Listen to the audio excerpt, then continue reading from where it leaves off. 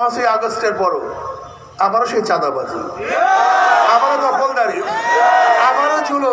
বাংলাদেশের রাজনৈতিক ইতিহাসে এটা তো শুধু হাত বদল হয়েছে, কিন্তু চাঁদাবাজি বন্ধ হয়। নেতার পরিবর্তন হয়েছে, কিন্তু জুলুমের পরিবর্তন হয়নি। দখলদারি মাস্তানির পরিবর্তন হয়নি। আর কেনই বা বন্ধ হবে? কিছু কিছু রাজনৈতিক দল আছে, তারা পকেট ভরা ধান্দাই রাজনীতি করে। আবার অত্যাচার, চাঁদাবাজের চেহারা পরিবর্তন হয়েছে, কিন্তু চাঁদাবাজি পরিবর্তন হয় নাই। ঘুষখোরদের চেহারা পরিবর্তন হয়েছে, কিন্তু ঘুষ বন্ধ হয় নাই। আমি 1971 সালের যুদ্ধ দেখিনি, এমনকি যুদ্ধের পরবর্তী সময়ে দুর্ভিক্ষও দেখিনি। তবে 5ই আগস্টের পর এদেশে একদল ক্ষুধার্ত কুকুর দেখেছি, যারা কিনা আওয়ামী লীগ সরকারের পতনের পর এই দেশটাকে এক টুকরো রুটি মনে করে জোর জবরদস্তি করে ছিঁড়ে বুড়ে খাওয়ার চেষ্টায় মেতে আছে। হয়তো এতক্ষণ অনেকেই বুঝে গেছে আমি কোন দলকে ইঙ্গিত করেছি। বুঝো না এই ব্যাপারটা?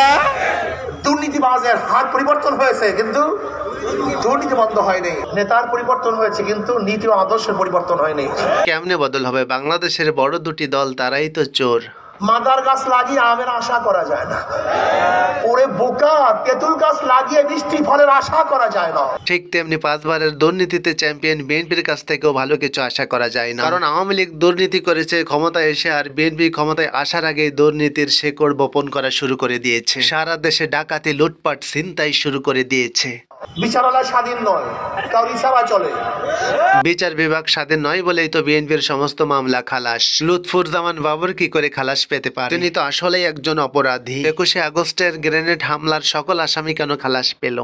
সেখানে দল ক্ষমতা থাকলে কেউ জামিন পায় না, আর দল ক্ষমতা থেকে গেলে সবাই জামিন পায়। এগুলো হচ্ছে রাজনীতিবিদদের তামাশা।